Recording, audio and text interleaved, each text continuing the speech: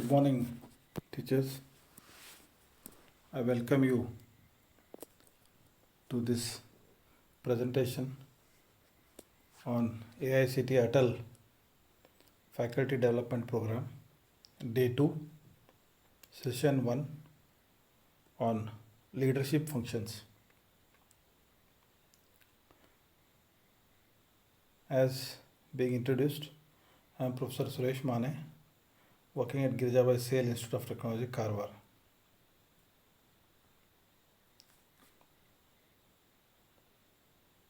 So, in this deliberations, we will look into the leadership functions.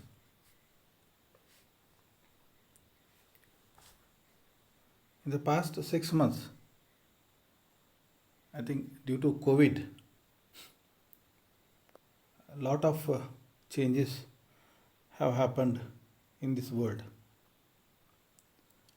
This pandemic has affected most of the nations, and it has affected all segments of the economy, and more so education, as even 6 months down the line, the educational institutions are closed.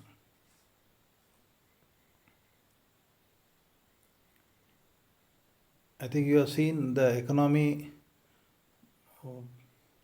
our national economy, GDP has gone down by almost 25%.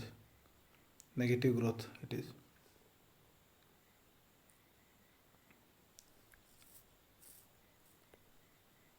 So, considering this situation, lot of loss of life and livelihood world over, I think this talk on leadership and leadership functions is very relevant and very significant.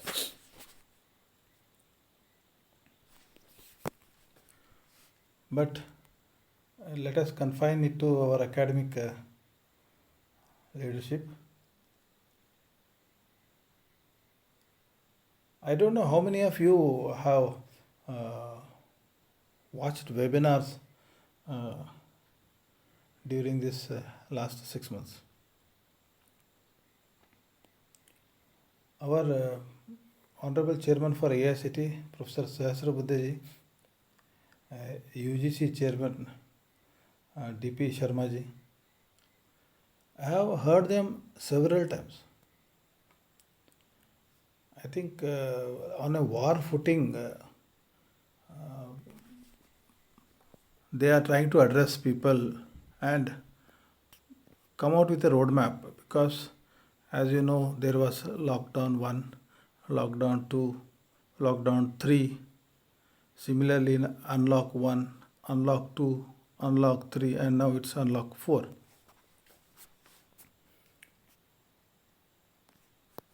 So this the leaders, academic leaders who are heading the University Grants Commission, which takes care of all the universities in India, as well as AICT, which looks into technical education, management education, and allied fields. They are trying to steer their universities, their institutions, so that the academics is not affected, examinations are not affected, and students' progression is not affected. Even employment of final year students can be taken care of.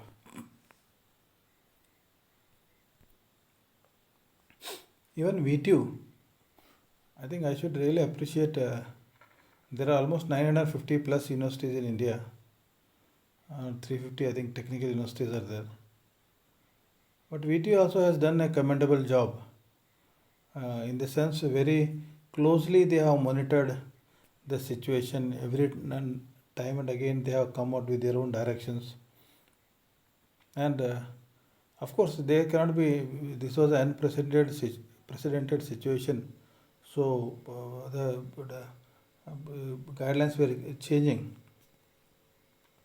but they were on their toes basically, and very beautifully. I think now last week we all submitted our CIA marks. We have conducted the final year project and internship online evaluation as well as offline examinations also very successfully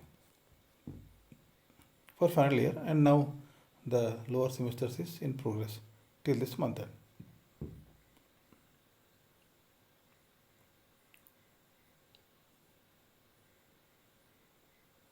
Most of the principals, directors, deans, HODs, they are facing this situation for the first time. But they are all leaders. Believe me, all are leaders in their own right. They are trying to get along with their people, reassure their people, okay, connect with the students, parents, and render their services.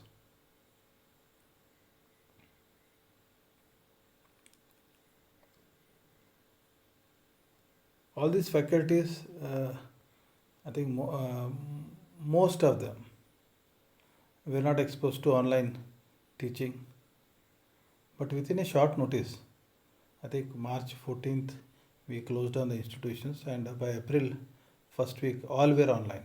Within 2 weeks, we went online and started our own classes on various platforms. At that time, Zoom was popular. Then Google Meet came. Even Cisco WebEx was there. So now GeoMeet has come. So many platforms, online digital platforms have been used to connect to the students.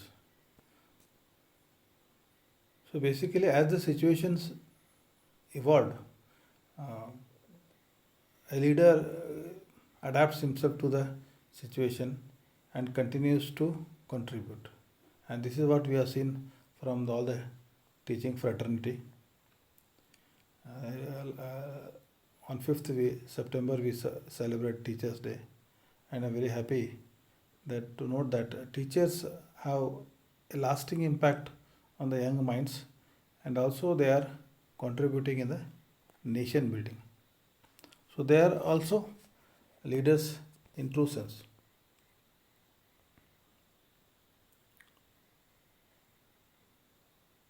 See, leader means not only just occupying a position or a designation, because these are all lifeless. All these positions and possessions, they are all lifeless. But every person, every individual is a leader. Like a person who manages a family, so his wife, kids, takes care of their livelihood, protects them, educates them. So certainly he is a leader for that particular family. And any society, any nation is built on the quality of such families. Also, I was just thinking this when we occupy positions, when the faculty occupy positions like HODs, deans, or principal, director, and all, is there any training provided? I don't find, to my knowledge, that there is any specific training being provided to become HOD or to become a principal, to become a director. But owing to the responsibilities, they learn and they grow.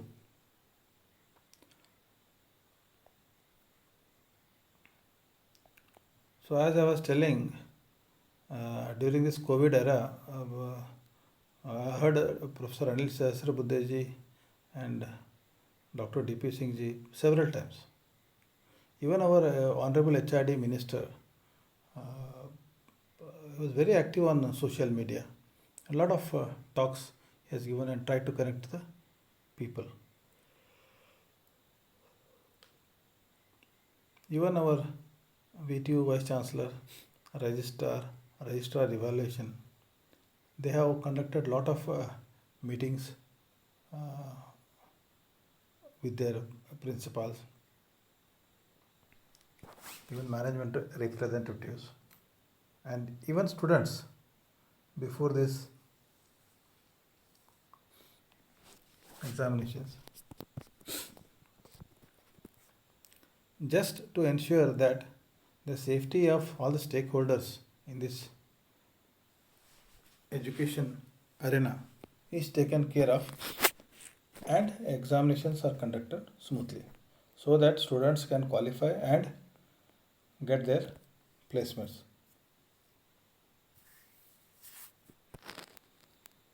One name basically uh, stands out in this difficult era when during the lockdown when people got stuck in their houses and these poor migrant workers, they were stranded in various locations.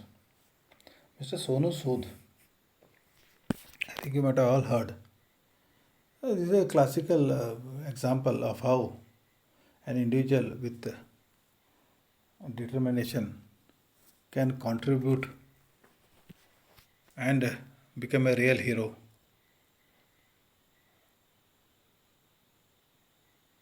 So this is like these are titles are not given.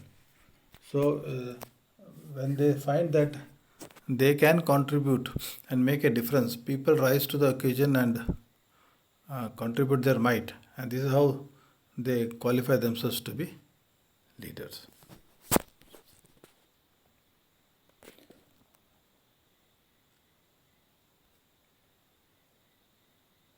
From our institution, like during this COVID era, our faculties have made over 1600 videos, small videos, and put it on YouTube. We have got our own YouTube channel so that students can watch, download at their own convenience. Because some students they had issues with their equipment, with the net connectivity, even power connections. So we started with online, but then felt that YouTube is a better option. Then most of the faculties, almost all the faculties conducted one or two webinars online in all the three disciplines we have.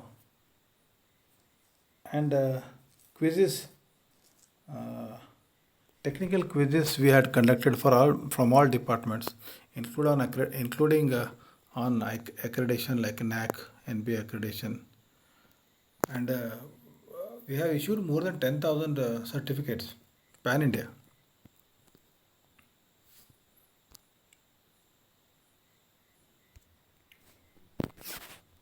Similarly, our students and teachers have attended a lot of webinars, online webinars, and improved their knowledge and added value to themselves in technical domains, even on soft skills.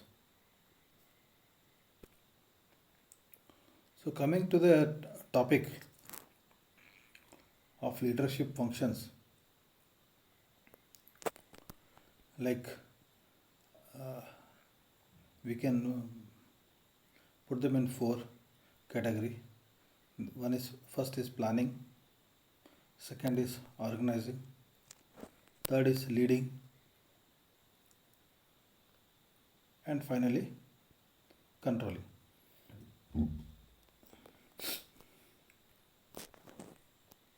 As I was telling, even every family person is a leader because he needs to do the planning for his family. Whatever needs are there on a daily basis, weekly basis, monthly basis, annual basis. Then he needs to organize, then he needs to lead and also control. So basically, all are leaders in their own respective domains. The domains change, the areas change.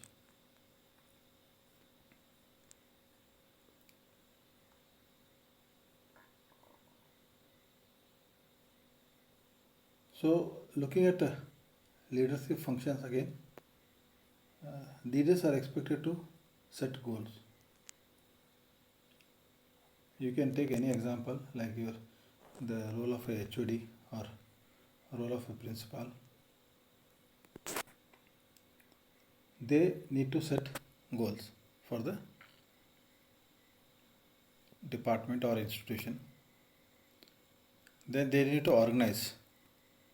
Like to achieve these goals, you require faculties, you require non-teaching staff, you require infrastructure. Then they need to initiate action. So whatever uh, they have planned for, they should have a roadmap and commence with the action. So once we start, then you will have issues, and then there is a role for all the leaders to coordinate. Suppose as we are discussing about HOD, so you need to coordinate with other HODs, with these faculties.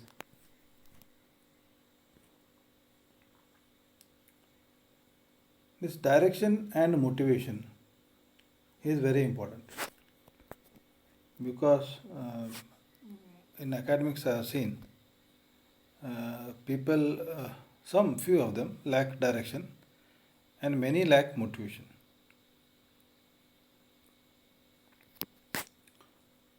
I was reading somewhere that motivation is like having bath, so it doesn't stay long. So we have bath almost every day, or now in COVID era almost twice a day.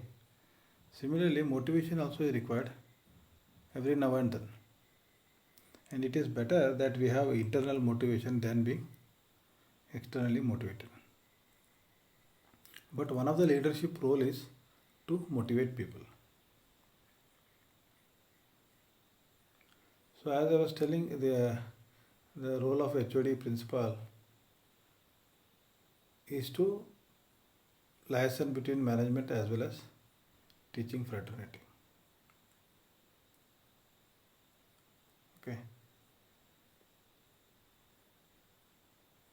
And basically all these activities in institutions are team efforts.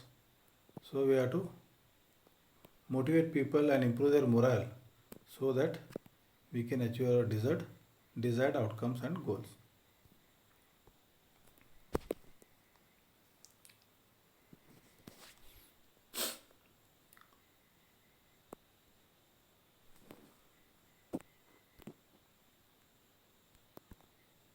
So what are the goals? I think we can have, based on this, based on the slide we have seen just now, I think we'll have an activity. I request all of you to take a sheet of paper, pen, and write what are the, based on these, what you feel are your functions. You being a leader of your house, your department, please write as to what are the functions.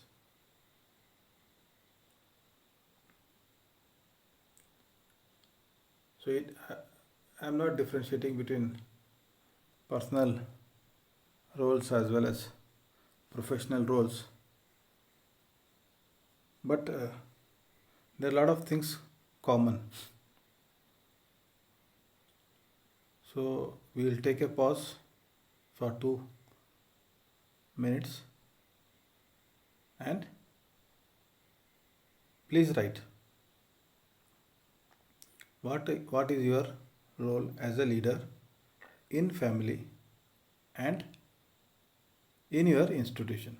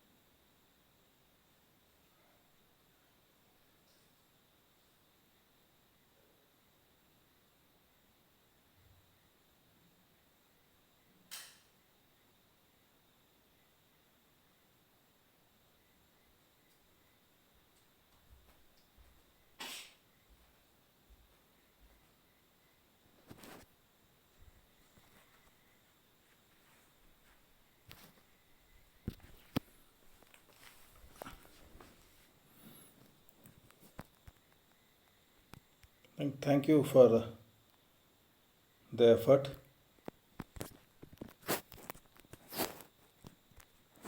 I hope you have all written about your role as a leader at home as well as at your institution. Now let us look at institution goals. The first priority is the institution has to set goals for itself. Depends on the various types of institutions. Some are universities, that is private university, deemed university, state universities. Some we have government institutions, some are aided institutions. Most of them are private self-financing institutions. So they have their own goals. They need to set first. I have listed few, like to improve the quality of academics.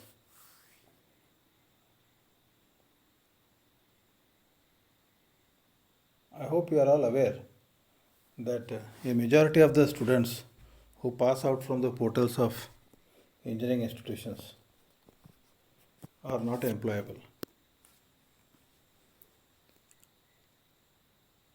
Keeping this in mind, I thought the first priority in goal setting should be for improving the quality of academics.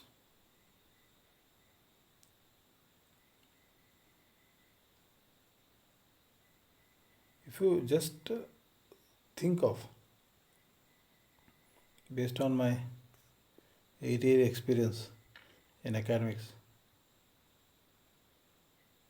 we have come across that our education system is mostly narrative in nature. In the sense, the teacher reads something, he does some Google search,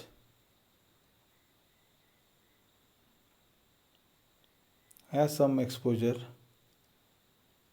and he understands that and comes to the class and starts narrating.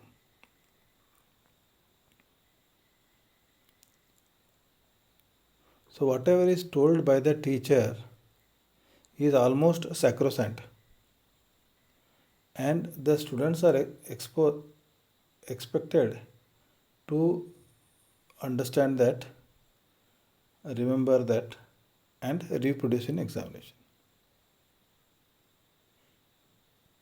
Here, the application of mind, anything innovative, any creativity, or any analysis on the part of student is missing or lacking.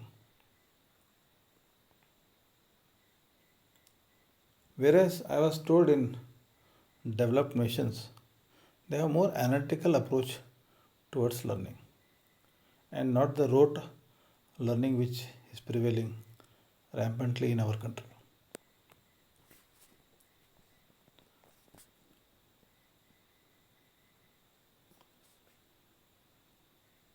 Hope you agree with it. Of course, it depends from institution to institution. And second is improve the quality of admissions.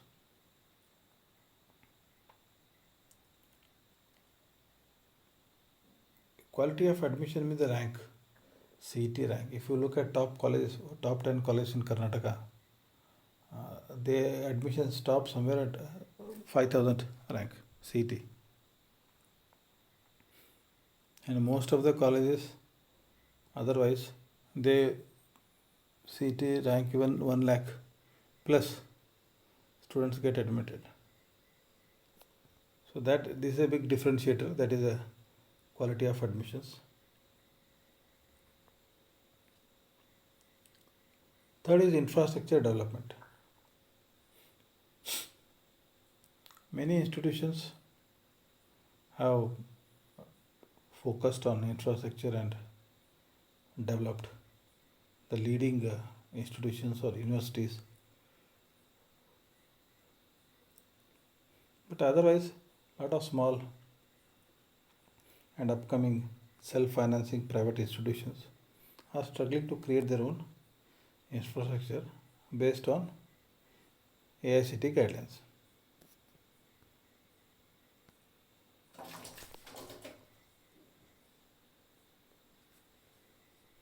Then we will look at placements.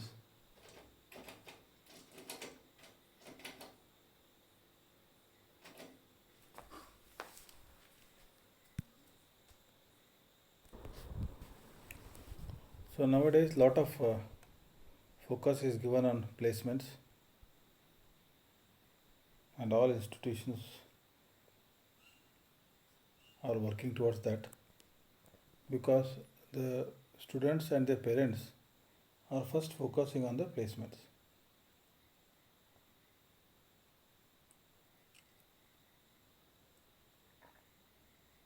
Next goal can be improving the teachers' qualification and contributions. I think we are all aware that for these accreditations and all, the teacher qualification and contributions count a lot, and that carry the major marks or points both in NAC as well as NB accreditations.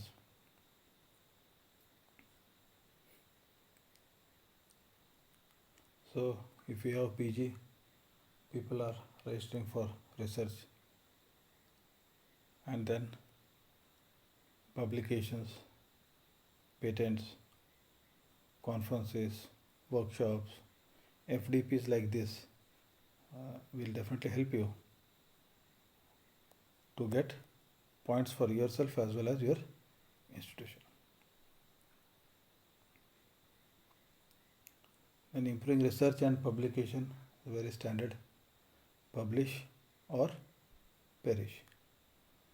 So, to survive, we need to publish and improve our API, that is Academic Performance Index.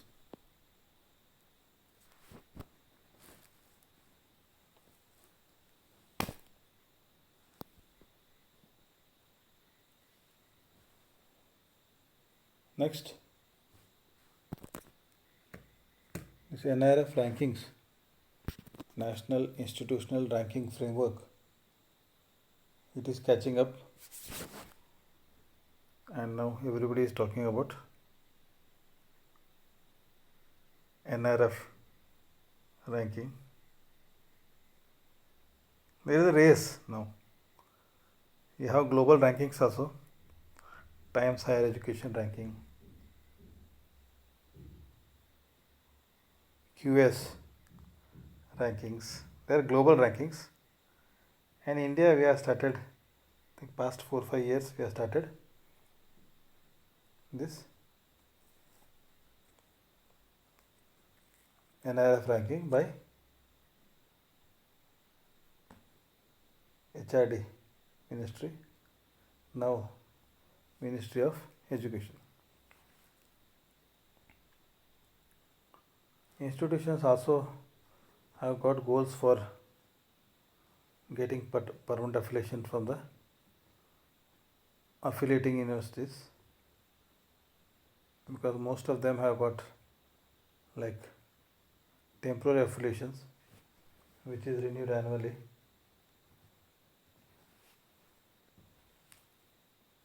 Institutions after affiliation, permanent affiliation, aspire for going for autonomous status, autonomy. Globally, autonomy is catching up, and even this new education policy launched recently wants to encourage autonomy of the institutions. And for this, accreditation is must, whether it is NAC accreditation or NBA accreditation for technical education.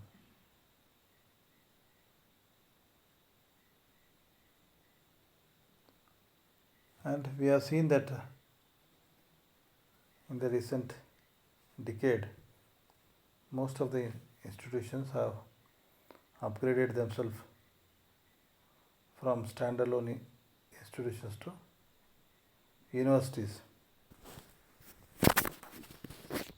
be it a state private university or deemed to be university.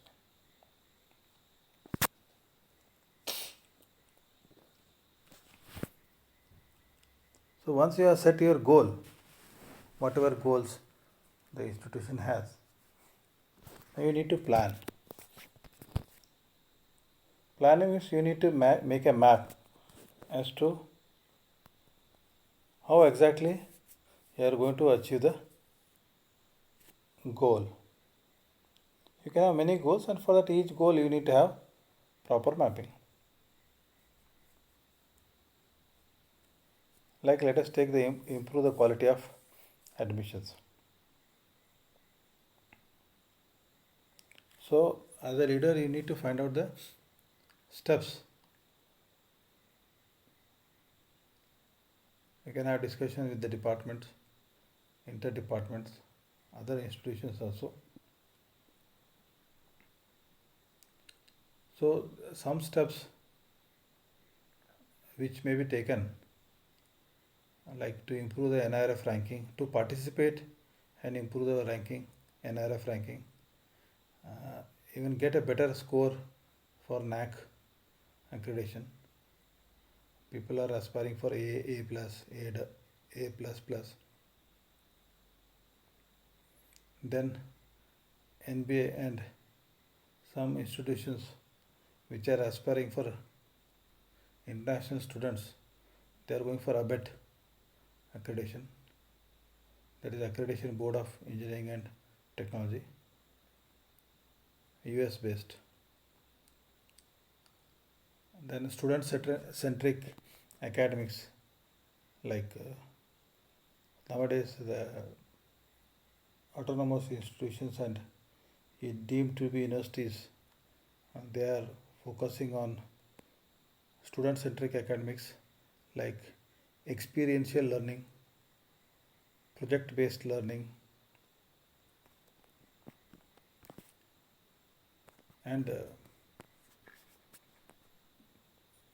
learning is more meaningful rather than the narrative and this chalk and talk method of teaching and learning. Similarly, improving placements, going for industry connect,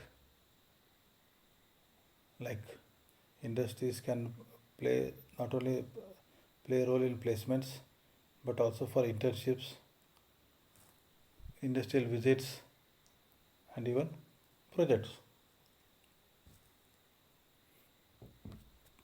And of course, there is something called advertising and branding that is also being taken, but that mostly academic teachers don't play much role in that, as management gets involved. So these necessary steps are developed into a plan. When the plan is in place, the leader can follow it to accomplish the goal of improving the quality of admission. We have taken one goal basically. Now next comes is to achieve this, such a mammoth goal we have got, and a lot of planning has happened to that. Now you need to have resources. So you need to organize for that. Like what is the men and material required. So hiring of manpower, procurement of equipments, and then proper assignment of work and granting authority are the two most important elements of organizing. Like in institutions, we see the management assigns work to the principal, and principal assigns work to the deans, HODs, and also grants them authority. So this is what is known as organizing. So we need to have good SFR, that is student faculty ratio, that is 15 for every 15 student you need to have one teacher.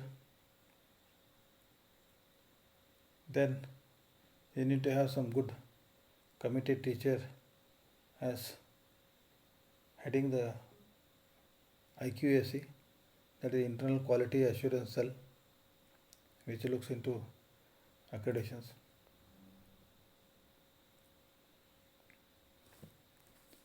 Then there is a need of awareness, training, documentation and auditing for these accreditations, even ranking. And we give data. Basically, all the institutions are supposed to give data to NIRF, ASHE, that is All India Survey for Higher Education, then for AICTE extension of approval, even university affiliation, that is LIC, Local Inquiry Committee, even DT, Director of Technical Education. So this it is better that you have one cell which looks into that, so that one institution, one data for any particular year, the data should be standardized.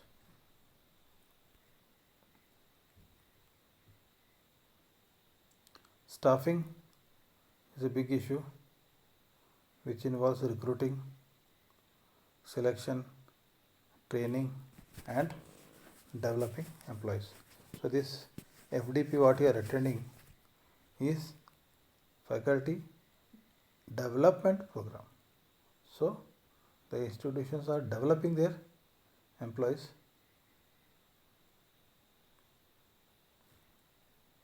by deputing them for FDPs.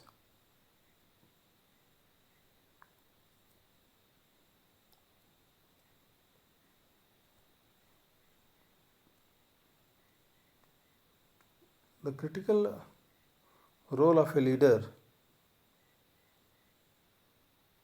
after planning, goal setting, planning, organizing is to lead by example. As I gave the example of our Honorable Chairman AICTE or Honorable Chairman UGC or our university officials, we need to lead by example. We cannot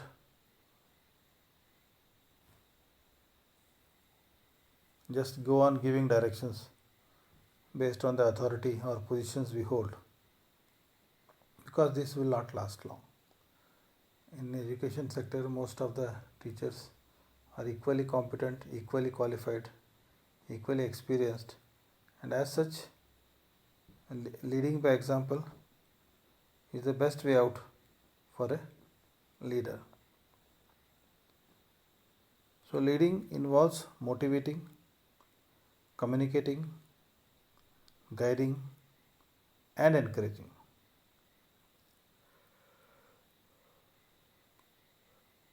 It requires the leader to coach, assist and problem solve with employees. So what we have seen in basically academics, when you occupy positions, administrative positions like HOD and principal, so the teaching load reduces and some of them even stop teaching. But this is not a healthy trend, because then you have a disconnect and you don't understand what the other teachers are going through when you give instructions. So if you are handling one subject to two subjects, you will understand and then appreciate better, and you will be leading by example. Then only you will be able to understand the problem of the employees and try to solve them.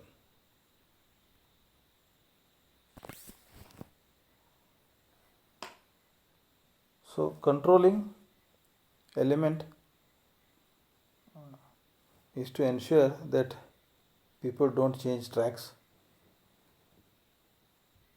and people and the resources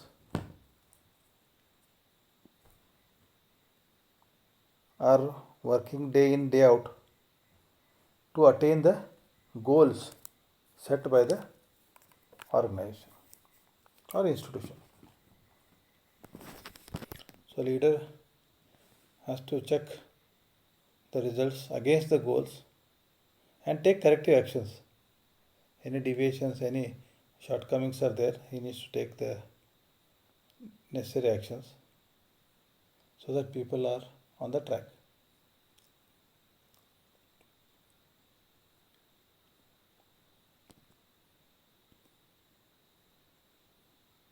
So regarding leaders, they have various roles.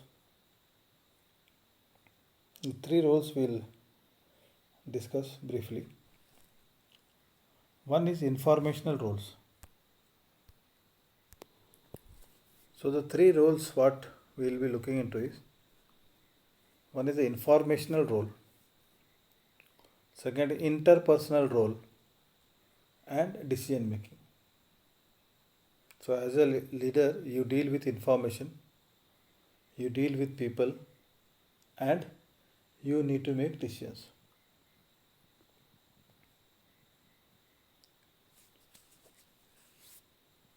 So the first role is informational role. So as a leader, you are a mentor. So those who join fresh, the freshers,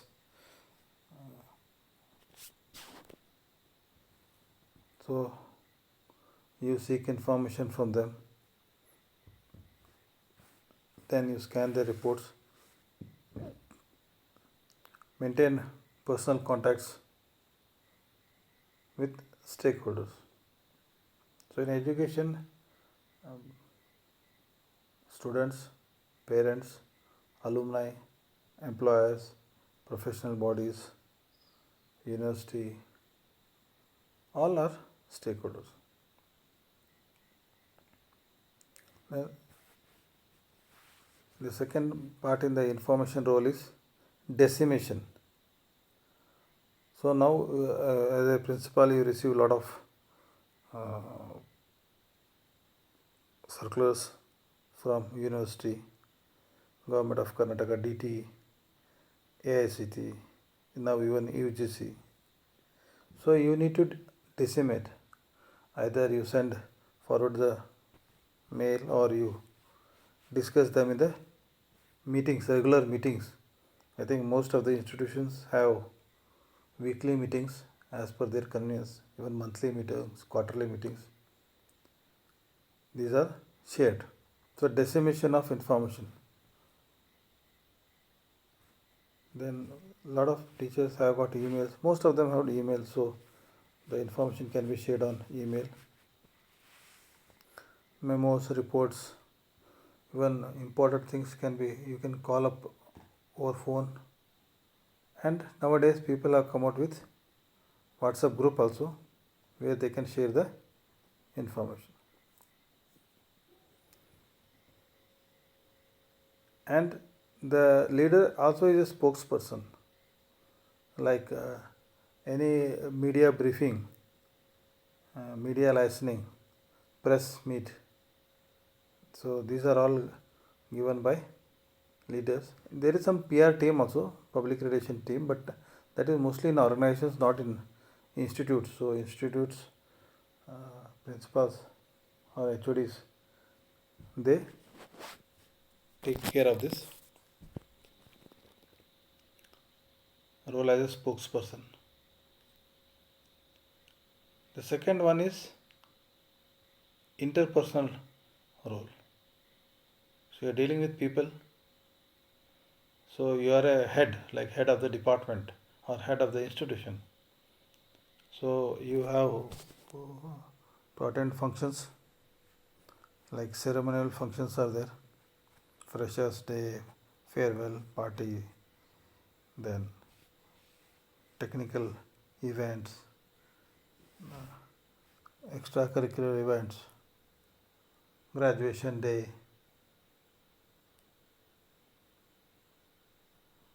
So there are some symbolic duties, like as a principal you need to greet visitors, LIC team, NBA team, NAC team, and a lot of documents come for approval and signature. So this is under interpersonal role. Second is leader. He needs to direct and manage the subordinates, counsel and communicate with the colleagues as well as subordinates. And liaising role, this is very important because there are so many authorities with whom the institution has to interact regularly, be it the affiliating university or approving body like AFCT or DT, district authorities, ASHE, NRF, industries, employers, professional bodies. So all this liaising, now fortunately we have emails, WhatsApp, then phone and in-person meeting also take place.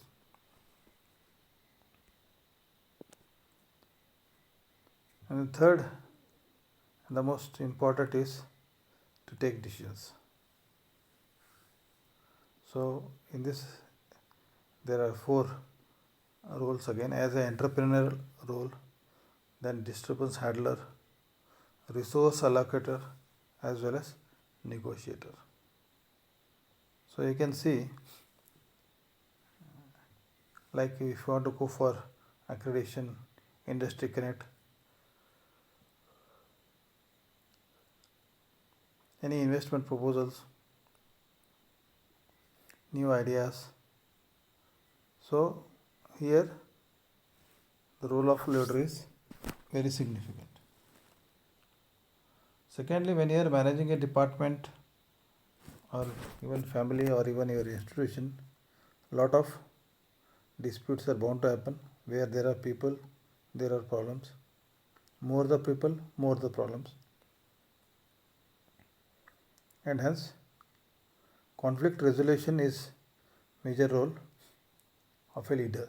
So he should be very unbiased, impartial, and should be able to handle the conflicts to the best interest of the institution.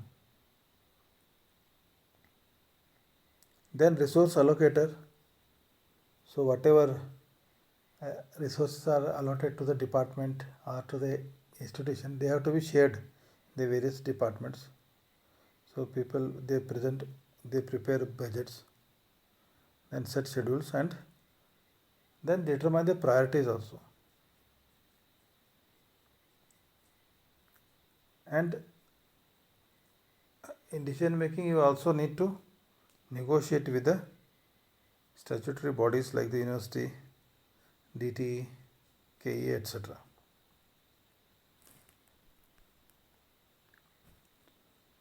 So what are the skills?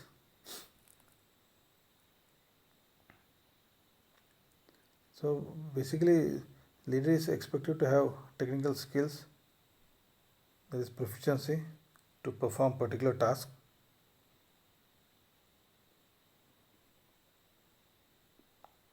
So nowadays you can see a lot of focus is given on training of the teachers.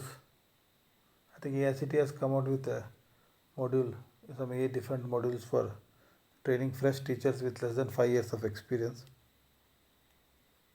and some people go for like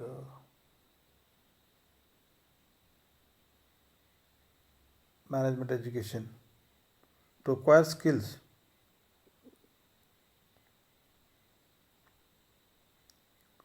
But these technical skills are primarily important in the beginning of the leadership role.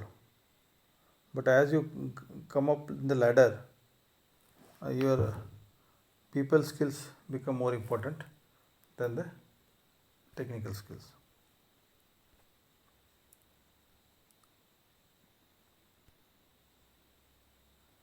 Then human skills. See, human skills is very challenging.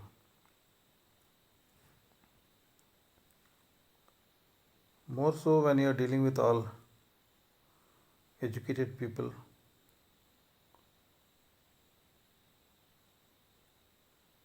So this skill demonstrates the ability to work well in cooperation with others. Ultimately, the goal what we have set for the department or institution, we all have to work the common interest, keeping the goals uppermost in the mind. So we should develop a spirit of trust, enthusiasm, and genuine involvement in interpersonal relationships.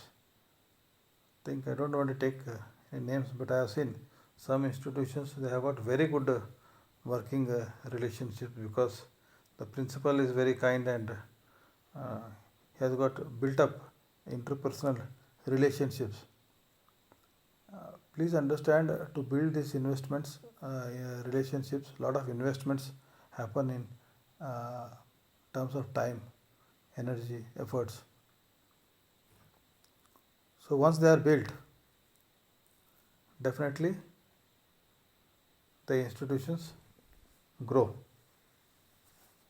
But building uh, relationships requires a lot of investments.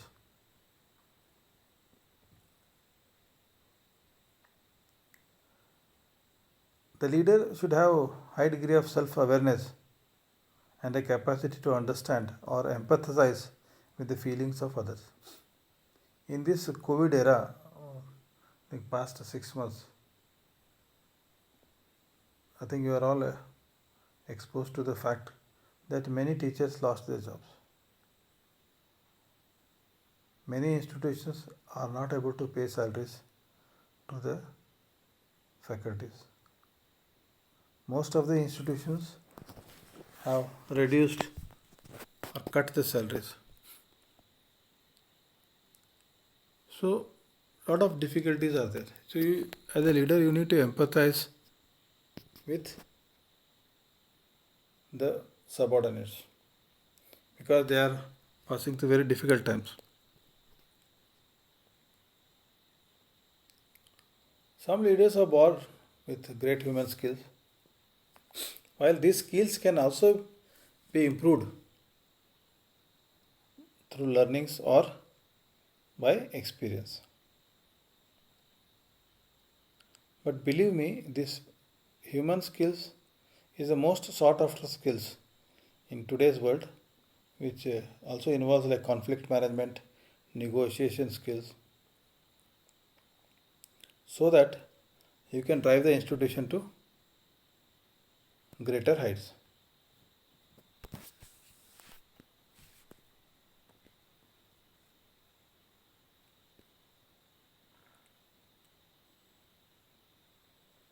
So there is also known as conceptual skills because as a leader you need to think analytically.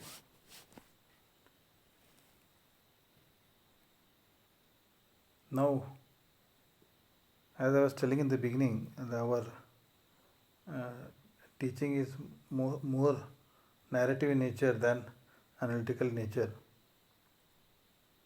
I can give an example. Like suppose we are teaching students that there is a river and you have to cross the river from one place A to place B. So there is a boat made of some material, be wood or FRP. The dimensions are so and so, and you are alone and you spend so much time, and in the journey you come across a lot of hurdles, ups and downs, and bends like bushes, and ultimately you come to the point B in your vehicle. So when we pose a question to our students from our perspective, because we have taught that a person, you travel from one place A to point B using a boat in a river with so many bends, so much of time, dimension of the boat was so and so, material of construction was so. We ask questions only on these parameters. Here, the student is only supposed to remember whatever is told to him, need not apply his mind, and reproduce the same in the examinations when the questions are asked. But analytical means we can also ask the student that this particular incident can relate with one's life journey. We start from one place and we end up in another place. And in this journey of our life, we have a lot of ups and downs. We have a lot of bends and twists. We have a lot of things which help us, and a lot of things which also distract us. So this can be a great learning. And for this learning, when we talk analytically, every student will have his own answer. He need not remember the dimension of your boat or weight of a person, the time taken, but he can, in his own words, with his own experiences, observation, he can write what he feels. So here, in this analytic approach, the freedom is given to the students to think, analyze, evaluate, and write in their own words. This helps in developing the confidence of the student, helps in improving the life skills of the students, communication skills, and builds up his morale. I hope you agree with me. So, analytical skills enable leaders to break down problems into smaller parts and see the relationship among the parts and to recognize the implications of any one problem for the others. As leaders assume higher responsibilities in organizations, they must deal with more ambiguous problems that have long term consequences.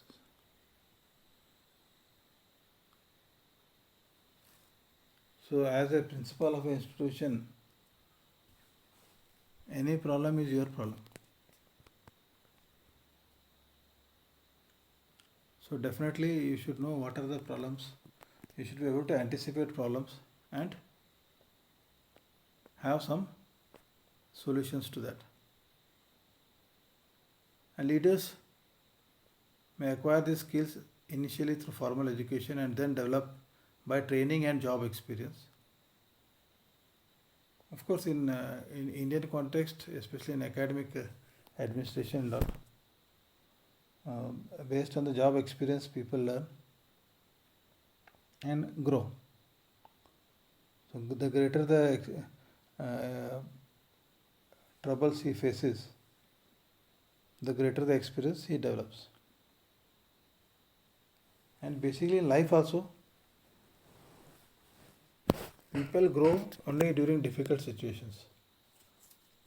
When they handle difficulties, when they come across crisis, people really grow.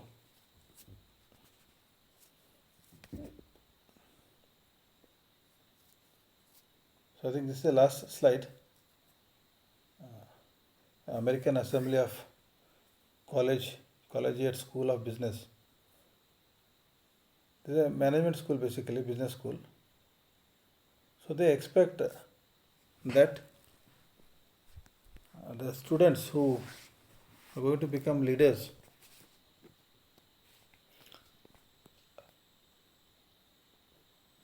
should develop the following skills. One is leadership skills,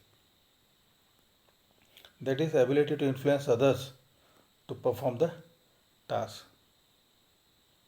Then self objectivity. You should be able to evaluate yourself realistically, objectively. Okay, I think there is a difference between objectivity and subjectivity. Objectivity means, I can give simple example, 6 into 6 is 36. Anywhere you go to ask anybody, the answer is same, fixed. But subjectivity means it depends from the perception of an individual to other individual. It varies. Now whatever situation is there in our institution, there are so many people working in the institution, but different people have their own views. That it becomes subjective. Third is analytical thinking. That is ability to interpret and explain patterns, trends basically. Behavioral flexibility. So ability to modify personal behavior to react objectively rather than subjectivity to accomplish the organization goals. So please understand, any decision you take, the organization goals are to be kept in mind, and very objectively you have to deal, not subjectively. Then to develop communications, whether it's oral communication, written communication,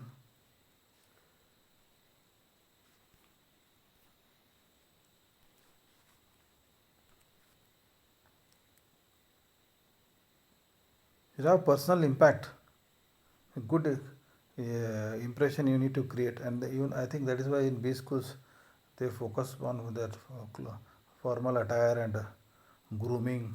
These are all part of their learnings, because they need to create impact and instill confidence. Then there is resistance to stress, means people should be able to perform under difficult situations, under stress also. And tolerance to uncertainty. We are all passing through very uncertain times. So the leaders should have ability to perform in ambiguous situations. So clarity is not there. Ambiguous means it is not clear.